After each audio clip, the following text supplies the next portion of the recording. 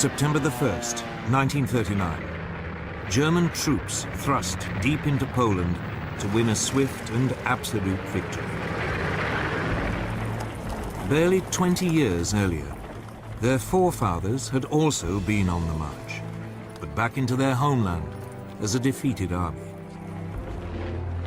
In November 1918, after 4 years of World War I, Germany's Emperor, Kaiser Wilhelm II, had been forced to abdicate. His armies were being ground down by a remorseless offensive by British, French, and US troops. His people faced starvation. But already, a dangerous myth was taking root. The German generals and troops claimed that they hadn't been defeated in battle, but betrayed by their own cowardly politicians. Even so, at 11 in the morning on November the 11th, 1918, the 11th hour of the 11th day of the 11th month, World War I came to an end.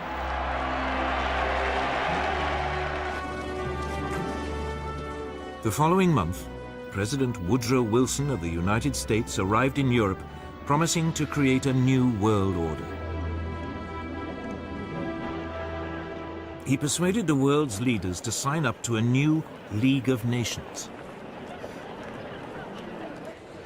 At the Treaty of Versailles, they agreed that from now on, disputes between countries would be resolved not by fighting, but by debate in the League. The peoples of Europe were set free. Germany's ally, the Austro-Hungarian Empire, was dismembered. Out of it, new nations were created: Austria, Poland, Hungary, Czechoslovakia, Yugoslavia, Latvia, Lithuania, and Estonia. Germany itself was greatly reduced in size. But this process contained a time bomb. Not everyone celebrated the birth of countries like Czechoslovakia. Several of them contained substantial German minorities. One day, the desire to reunite the German peoples would come to haunt Europe. The war-torn German people also had one final indignity inflicted on them. They were forced to pay a massive £6.6 billion in reparations to France and Britain, something they could ill afford. And when he returned to America, Wilson's new world order immediately fell apart. The US Congress decided it could not risk being sucked into another war in Europe. It refused to join his league, and the US withdrew into isolationism. Germany was now a very different nation. It was still Europe's biggest country, but its militaristic monarchy had gone. It had become a democracy. But its government, the so-called Weimar Republic, was soon struck by a series of hammer blows. Street battles erupted between extreme right-wing nationalists and communists trying to start a revolution. Then, in 1923, the country was devastated by hyperinflation, which reached hundreds of % a month. Ordinary people's savings were wiped out. This was fertile ground for a new breed of rabble-rousing right-wing politicians. Among them, Adolf Hitler. Hitler had been born in Austria. He had fought bravely as a soldier in World War I and been awarded the Iron Cross. On returning to Germany, he settled in Munich, and his fiery oratory soon enabled him to seize control of the small National Socialist or Nazi Party.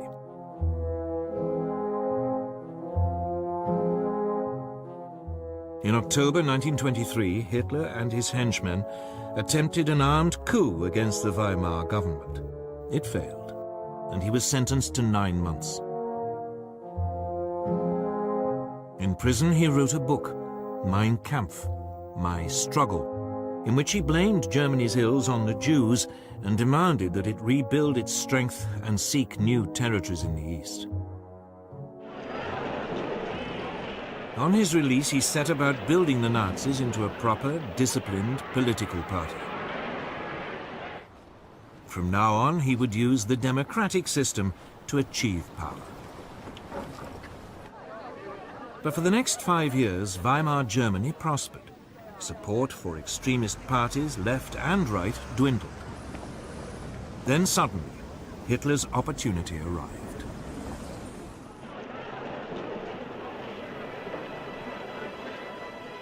In October 1929, the US stock market crashed. Billions of dollars were lost, and an economic depression swept across the world. Unemployment in Germany soared to over 6 million. Only extremist politicians seemed to offer a solution. Wir haben ein Ziel uns gewählt und verfechten es fanatisch rücksichtlos. Politicians like Hitler. By 1931, his Nazis were a true mass movement. And they had their own brown-shirted thugs, the SA stormtroops, who numbered almost 3 million. In the 1932 elections, the Nazis became the largest party in Germany's parliament, the Reichstag. But Hitler refused to join a coalition, leaving parliament paralyzed. To break the impasse, President Hindenburg made him chancellor in January 1933, head of the government.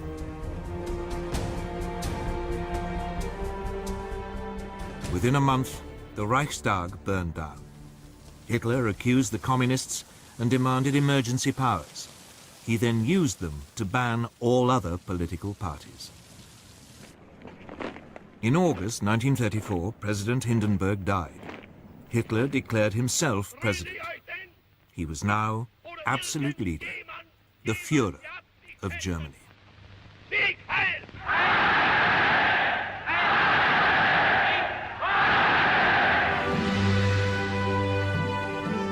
At first, there was little sign of what was to come. For the next 3 years, the Führer concentrated on rebuilding Germany's economy. He spent millions on public works, including the 5,000-mile Autobahn system, to soak up the unemployed. But in secret, Hitler was also spending lavishly on a huge rearmament program. Under the Versailles Treaty, the German army had been limited to 100,000 men. The country was forbidden to have an air force, tanks, or submarines. This small army was trebled in size. Then, in 1935, Hitler came out into the open. He unveiled a brand new air force, the Luftwaffe. It had 2,500 planes, far more than Britain or France. Unemployment plunged, and the Nazis became enormously popular. Now emboldened, the Führer made his first expansionist move. In 1935, he reoccupied the Saarland district on the French border, after it voted to return from League of Nations to German rule. A year later, he sent German troops into the Rhineland, part of Germany which had been demilitarized at Versailles. At the time, many felt that Hitler was only claiming back what was rightfully Germany's. Neither Britain nor France objected.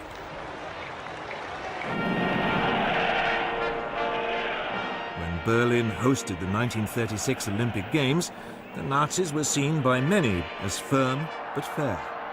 A government which was restoring the nation's pride and which didn't threaten anyone. Of course, there were signs. The 1935 Nuremberg laws forbade Jews to marry true Aryan Germans and deprived them of their citizenship. But when the first threats came to world peace, they didn't come from Hitler at all, but from somewhere else entirely.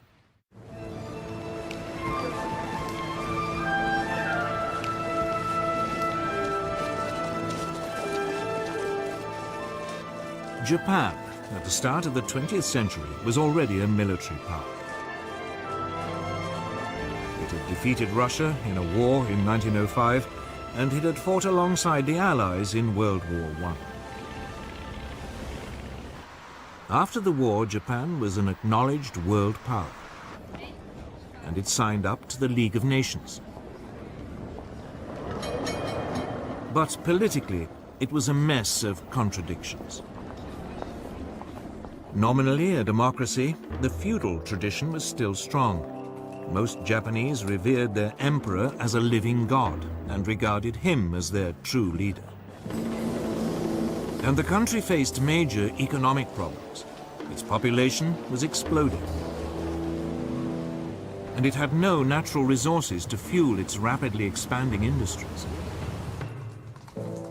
Its leaders needed solutions, and they saw them in Chinese Manchuria.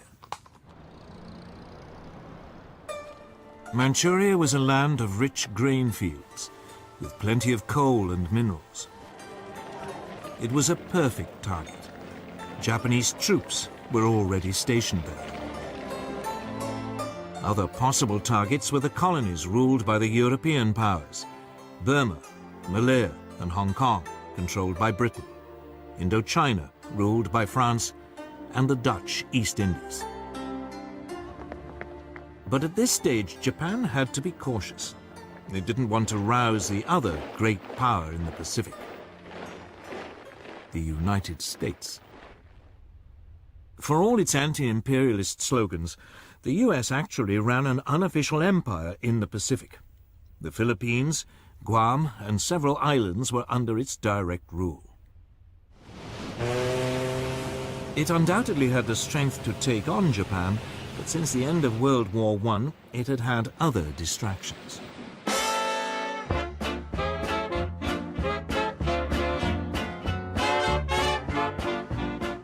This was America's Jazz Age.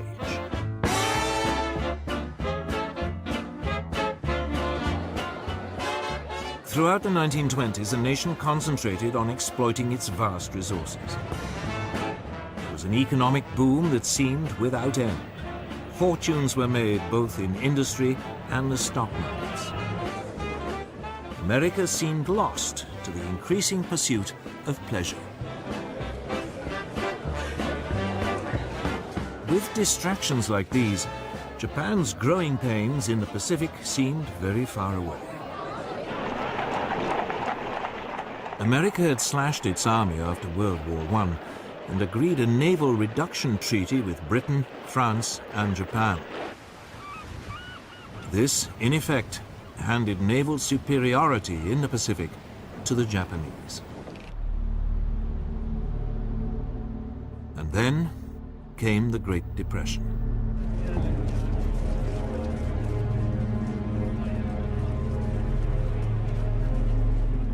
As the economic devastation spread, a quarter of the population lost their jobs. Tens of thousands were made homeless, living in shantytowns. Whereas before it had been distracted by pleasure, now America was distracted by pain. It was time for Japan to make her move.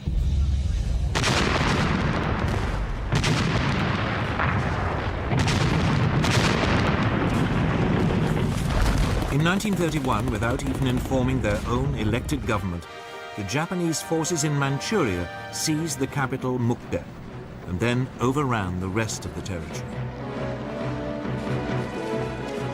A puppet state, Manchukuo, was proclaimed under a puppet ruler. Henry Puyi, the last emperor of China, who had been deposed in 1911, was dragged out of retirement.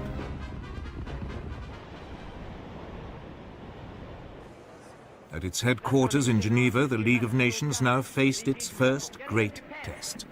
Japan was universally condemned. But her response was blunt.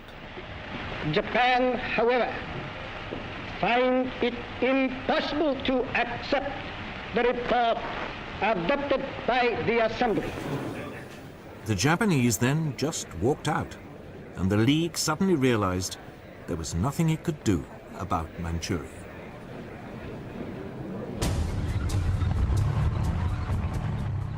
Japan was declared an international pariah, but it didn't care.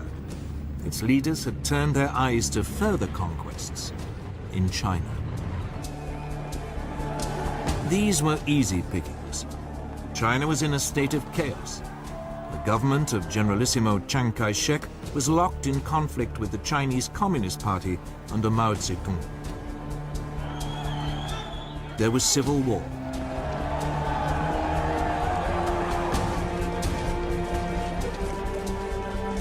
In 1936, as a precursor to invasion, the Japanese signed a pact with Hitler. The aim was to guard against any attack by Soviet Russia were it to move on China. Then in July 1937, the Japanese provoked an incident with Chinese troops and invaded.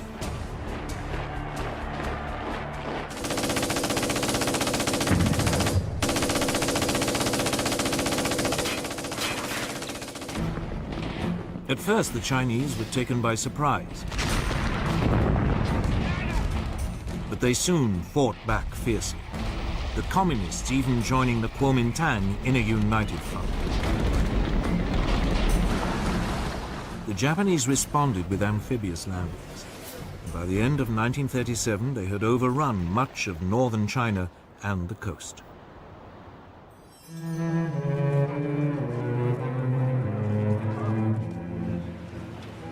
The Japanese fought this war with exceptional brutality, bombing cities indiscriminately.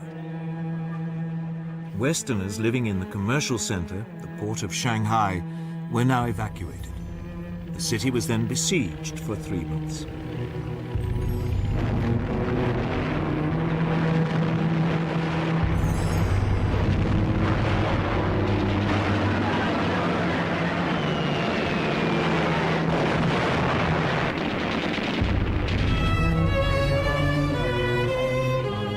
It suffered widespread damage, the Japanese forces showing no pity or concern for the native population. But it was after the capture of Nanking, then the Chinese capital, on December the 17th, 1937, that the Japanese forces really ran amok. Over 300,000 civilians are estimated to have been massacred during a 6-week orgy of rape and indiscriminate killing.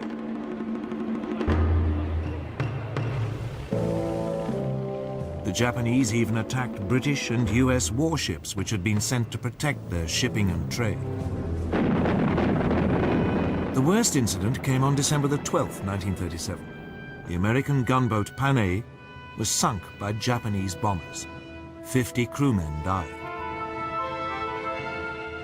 Despite this, the Western powers refused to intervene. So the League of Nations could do nothing.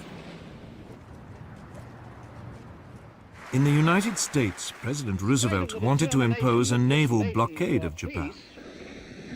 It has become clear that acts and policies of nations in other parts of the world have far-reaching effects on us. But the British would have none of it, fearing that it might provoke a war. So all Roosevelt could offer was a $25 million loan to Chiang Kai-shek to buy arms.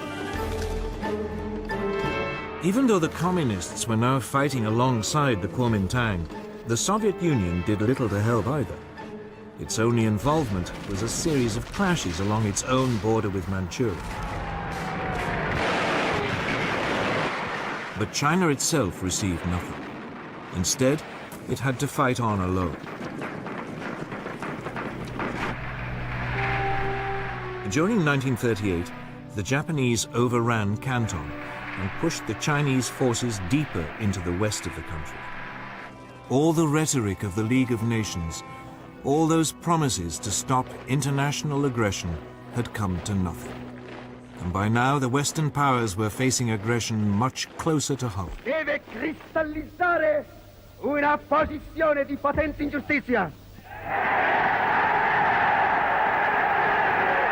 Sangue i principi che sorgono e che nascono e i principi che declinano, la vittoria è per noi, per i primi. Today, It is easy to laugh at Benito Mussolini, the fascist dictator of Italy. All that posturing seems faintly ridiculous now, but it didn't seem that way in 1922. Back then, Italy had seemed to be on the edge of anarchy. The country was riven by strikes and land seizures. The democratic government, just as in Germany, seemed powerless in the face of such unrest. So Benito Mussolini, a war veteran and a journalist, decided to take a stand. He organized a right-wing nationalist party, the Fascists. With the country paralyzed by a general strike in August 1922, Mussolini ordered his followers to march on Rome. Fearing a civil war, Italy's king, Victor Emmanuel, asked him to form a government. Si realizzassero le premesse necessarie e sufficienti per una collaborazione delle quattro grandi potenze occidentali, Mussolini swiftly stamped out any political opposition and assumed dictatorial powers. deve cristallizzare una posizione di potente ingiustizia. By 1928, his position seemed secure. Parliament was appointed rather than elected, and all power was firmly in the hands of the fascist Grand Council.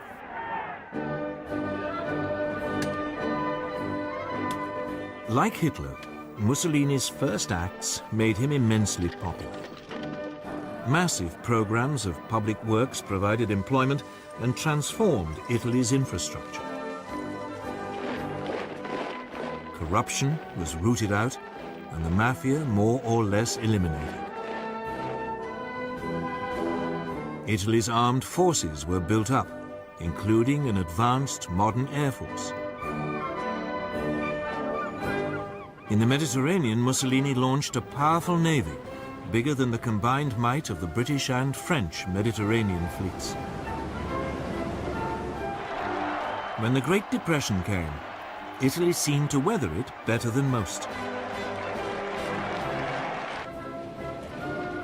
Mussolini became a source of worldwide inspiration.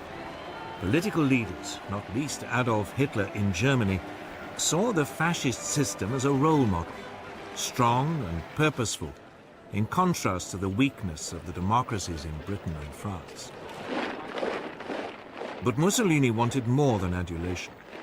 He wanted to recreate the Roman Empire, and he already had a target in mind for his first imperial land grab.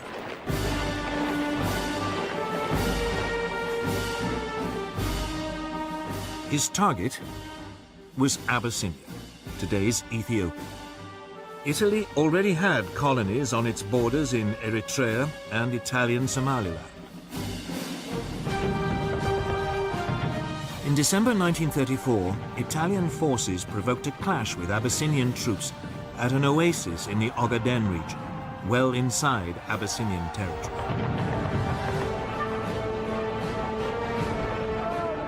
Mussolini then sent reinforcements to Eritrea and Italian Somaliland, demanding that Abyssinia pay reparations. The Emperor of Abyssinia, Haile Selassie, appealed in person to the League of Nations. He called on it to live up to its ideals. Here was a small nation under threat from another member of the League. This was the supreme test. But the League did nothing. Britain's Foreign Minister, Anthony Eden, at least tried to broker a peace deal, but Mussolini would have none of it. In early October 1935, the Italian army invaded from Eritrea and Italian Somaliland. The primitive Abyssinian forces stood little chance against a modern army equipped with artillery and tanks.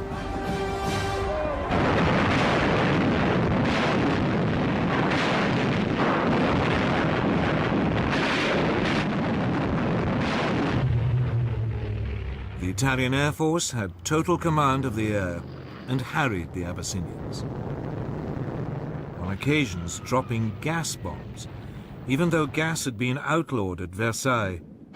as a crime against humanity. After 6 months, Abyssinia was completely overrun. The Emperor Haile Selassie fled into exile in Britain. From its headquarters in Switzerland, the League of Nations wrung its hands. It did impose economic sanctions, but they had little effect. Mussolini's aggression had revealed two things. The League of Nations, that great hope for peace, was impotent. And both Europe's supposed major powers, the democracies Britain and France, no longer had the stomach for a fight.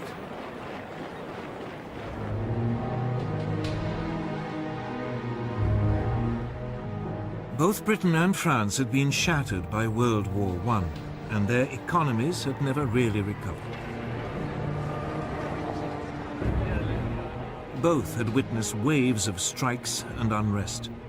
Both had suffered mass unemployment, even before the Great Depression.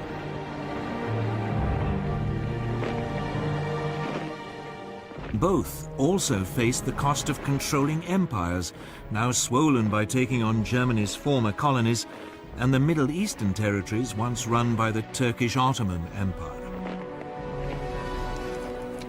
And above all, both had been traumatized by the horrific casualties of World War I.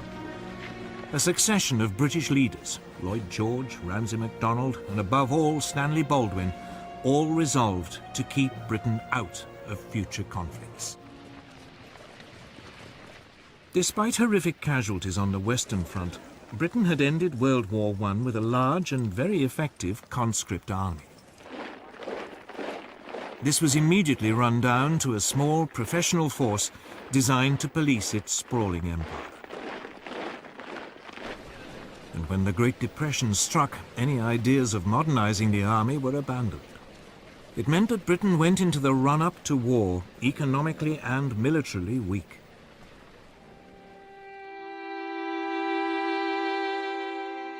French losses during World War I had been even worse than the British. Ever mistrustful of the Germans, a large conscript army was maintained. But throughout the 1920s, France's birth rate had declined. It became clear that there would be a manpower shortage by the mid to late 1930s. France realized it could never compete with Germany on the size of its army alone.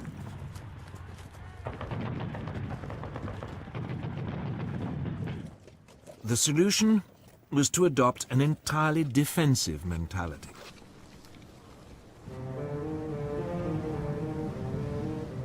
The Maginot Line, a series of fortifications, was begun in 1930 along the frontier with Germany and ran as far as the Belgian border. There, it theoretically linked up with fortifications planned by the Belgians. This new French military approach meant that France was only capable of waging a defensive war. It just did not have the ability to launch an attack on Italy, even if the British had had the troops to help. And of course, both countries knew that their navies in the Mediterranean were outnumbered by Mussolini's new fleet.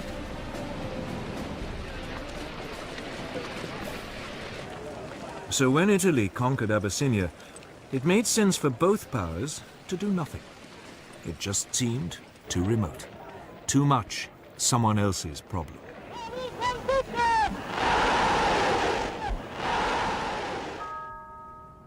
By now, they both had to deal with all the traumas of the Great Depression.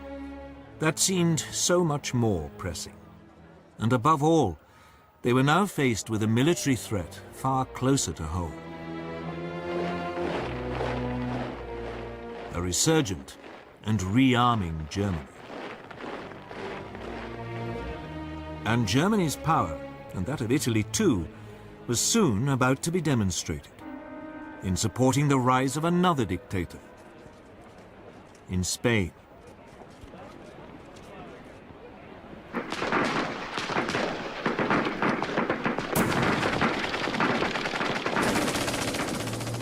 In 1936, civil war erupted in Spain. He was exceptionally vicious, setting family against family, communist against fascist, believers against atheists. In 1931, a left-wing government had come to power determined to get rid of the centuries-old Spanish monarchy. The king was forced into exile and a republic was declared.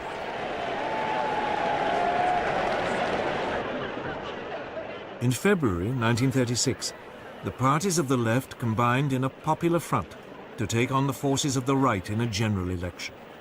The Popular Front won narrowly. Even though its reform program was modest, the wave of strikes and land seizures led the right to fear that a communist takeover was inevitable.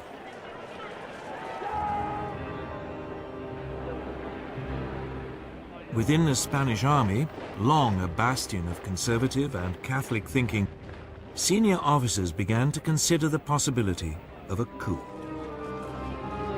Among them was General Francisco Franco, a former chief of staff who had been effectively exiled to command Spain's forces in the Canary Islands.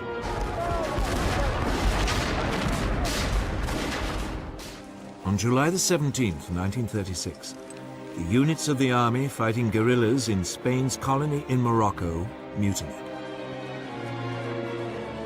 The next day, Franco flew to join them, proclaiming a new nationalist movement which would save Spain from communism. Mainland garrisons now joined this revolt. The Popular Front responded by calling for volunteers to defend the Republic. Battle lines had been drawn.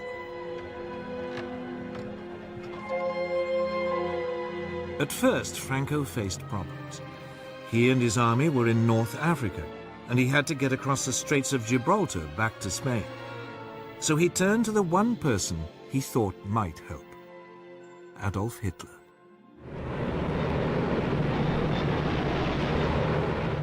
Within a month, transport aircraft from Hitler's new Luftwaffe had begun an airlift, taking Franco's battle-hardened veterans over to southern Spain.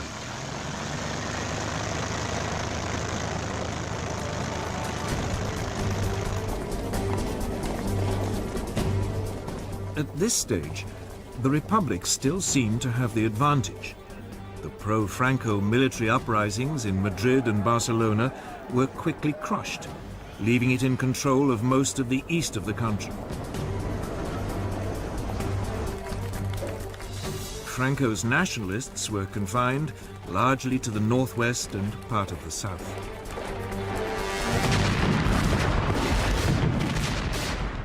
But the nationalist situation was transformed when Hitler and Mussolini started to pour in troops and weapons.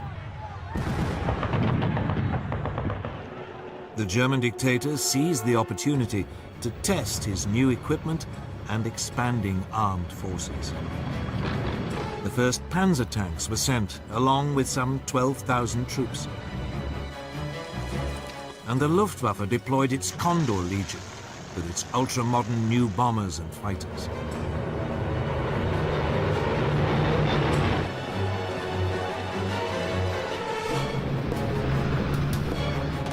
Mussolini sent a so-called volunteer corps of 50,000 men and more than 700 aircraft.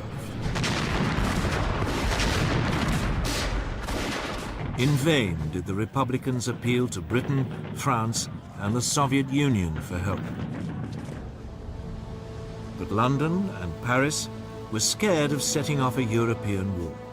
They declared a policy of non-intervention. Cynically, both Germany and Italy signed up to this. But when it became obvious that they were still sending arms to the nationalists, Joseph Stalin, the Soviet leader, announced that he would help the Republic. Stalin's worry was the rise of fascism in Germany.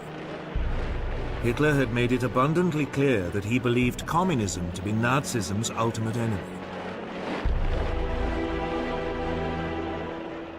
Stalin saw the Spanish conflict as a way of keeping Germany and Italy occupied while building up the Soviet Union's military strength. About 700 military advisors were sent, along with tanks and fighter aircraft. It was something, but no match for the support Franco had received.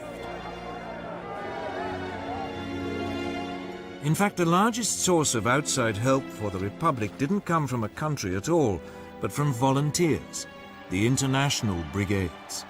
About 30,000 left-wing Americans, British, French and Germans signed up to fight in Spain. With their new fascist support, the nationalists were able to open two fronts, one advancing towards Barcelona from the north, the other led by Franco, pushing up towards Madrid from the south. By the end of 1936, Madrid was enveloped on three sides and virtually under siege. The fighting was intense and often accompanied by appalling atrocities against civilians. The Republicans hunted down and murdered Roman Catholic priests. The nationalists slaughtered anyone accused of being communist. German and Italian air power was used indiscriminately against civilian targets. Madrid was heavily bombed. But the worst incident came in April 1937, when the Basque town of Guernica was virtually obliterated, with 6,000 civilian deaths. The area controlled by the Republic was steadily ground down. Its forces fought with great gallantry, but undertrained and under-equipped amateurs were no match for the professional soldiers led by Franco, or for the combined modern weaponry of Italy and Germany. As the war dragged on, the fighting around Madrid became a symbol of the left's determination not to be crushed by a fascist dictatorship. But behind the scenes, the Republican alliance was falling apart.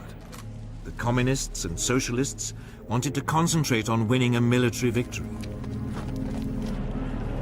But the more idealistic anarchists and syndicalists saw the war as an opportunity for a mass revolution by the workers.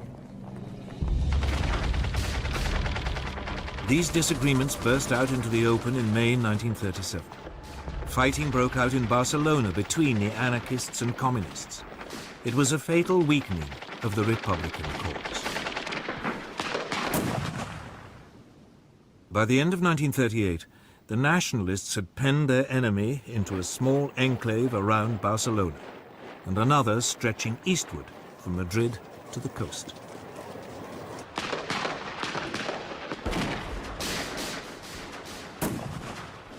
Madrid continued to hold out, but the international brigades were withdrawn. More and more nations began to recognize Franco's government as his forces closed in for the final assault on Madrid.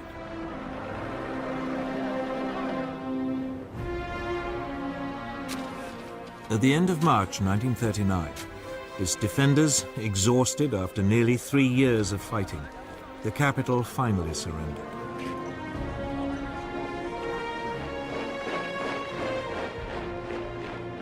A month later, Franco formally declared hostilities at an end.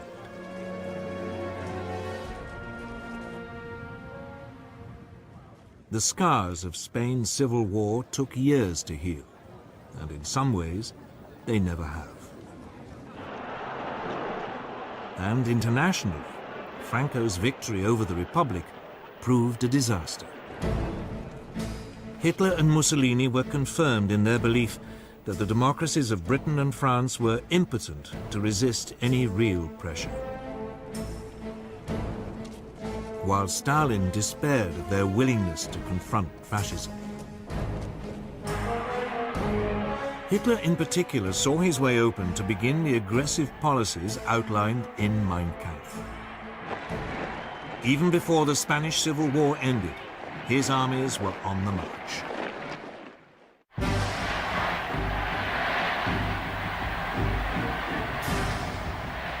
From the moment he became Chancellor of Germany on January the 30th, 1933, Hitler had begun to put his long-term ambitions into action.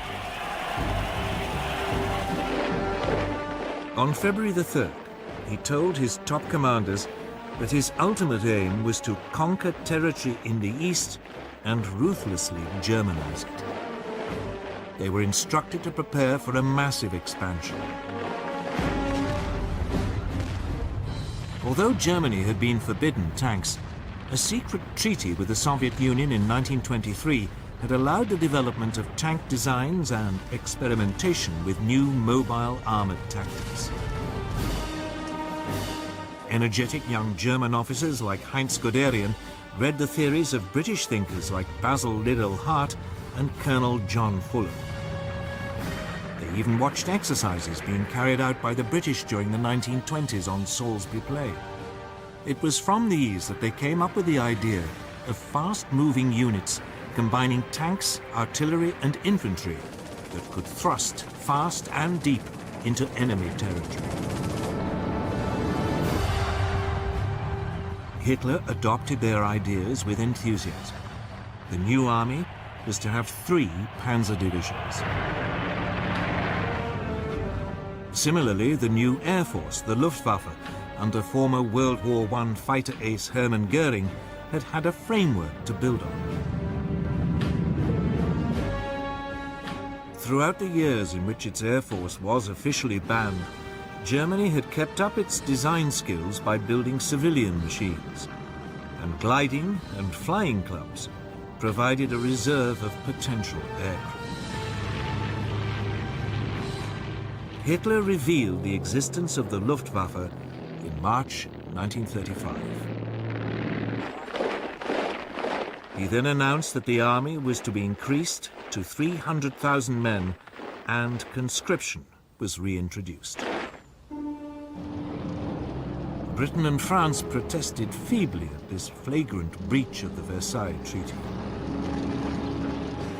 But soon, they reluctantly and slowly began to rearm.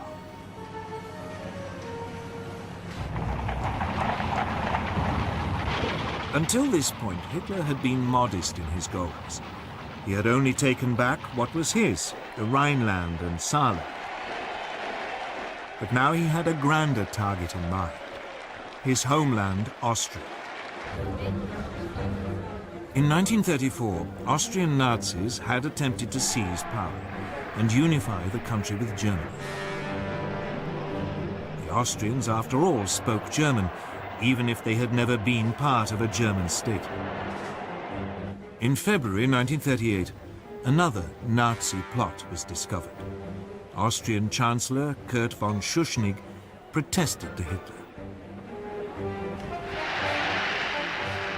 Hitler responded by demanding that Austria stop mistreating the Austrian Nazis and unite with Germany.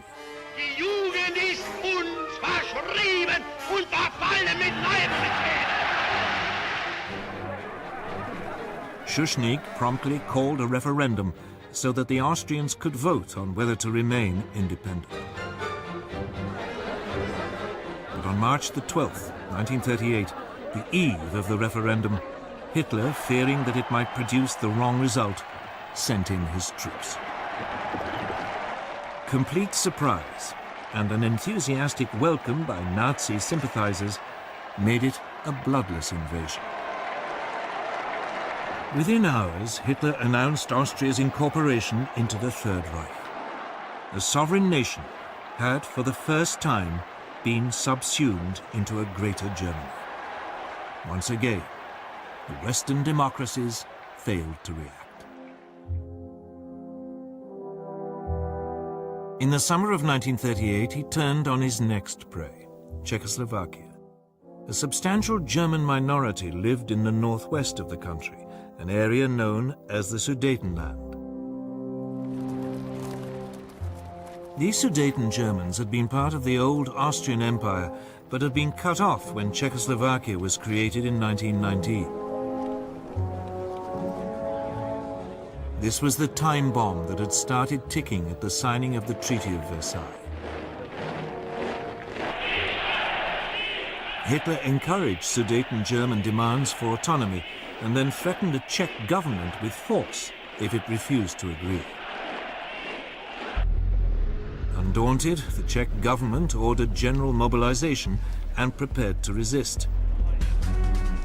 The Czechoslovak army was large and well equipped, with formidable fortifications on its frontier with Germany. Hitler backed off. But then at the beginning of September, concerned that war might be imminent, the British Prime Minister Neville Chamberlain decided to act as a peacemaker. He flew to meet Hitler twice. The Nazi dictator assured him that if he could have the Sudetenland, he would make no further territorial demands in Europe.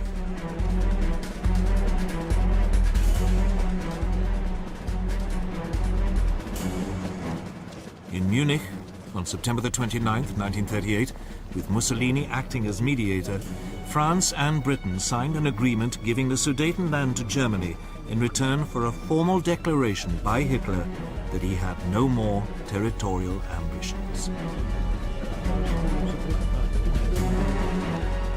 Chamberlain flew back to Britain waving the piece of paper which he claimed guarantees peace in our time.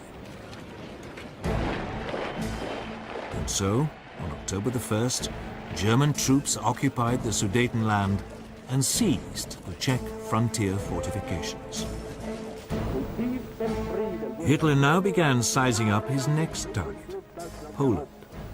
Eine große Nation muss dauernd zusehen, wie gegen Recht und vertragliche Bestimmungen Angehörige Blut. Again, the nominal cause was a German minority marooned as a result of the Versailles Treaty. Hitler demanded the return of the port of Danzig to German control, so that East Prussia could be linked up with the rest of Germany. The Poles refused, and Hitler hesitated. He was not quite ready for all-out war, and he had unfinished business with Czechoslovakia.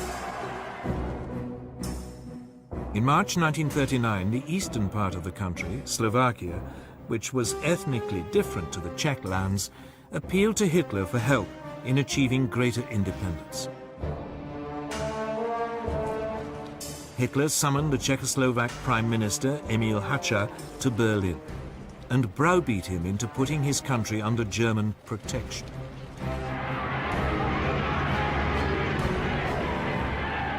German troops now marched into the rest of Czechoslovakia, unopposed. Most of the country was annexed into the Reich. Slovakia was declared a protectorate. For the first time, Hitler had seized non-German-speaking territory. But again, there was only a feeble protest from Britain and France. At the end of March, he again repeated his demand that Poland give up Danzig. This time, France and Britain declared unequivocally that they would declare war if he attacked Poland. But by now, Hitler cared little whether they did or not. He was sure that they would be weak and indecisive opponents. In Russia, Stalin had also become increasingly concerned by Hitler's aggression. In April, Stalin proposed an alliance with Britain and France. But negotiations made little progress. And finally, Stalin despaired, deciding that there was another solution to the German threat. On August the 23rd, the Soviet Union and the Third Reich, who everyone had believed were sworn enemies, announced a non-aggression pact. The agreement secretly specified that Poland would be split between the two countries, and Stalin would have a free hand to take over Estonia, Latvia, and Lithuania. Now free from any Russian threat, Hitler ordered his armed forces to prepare for an immediate invasion. On the evening of August the 31st, the German Wehrmacht prepared for the assault. Its Führer had made the decision which would plunge the world into war.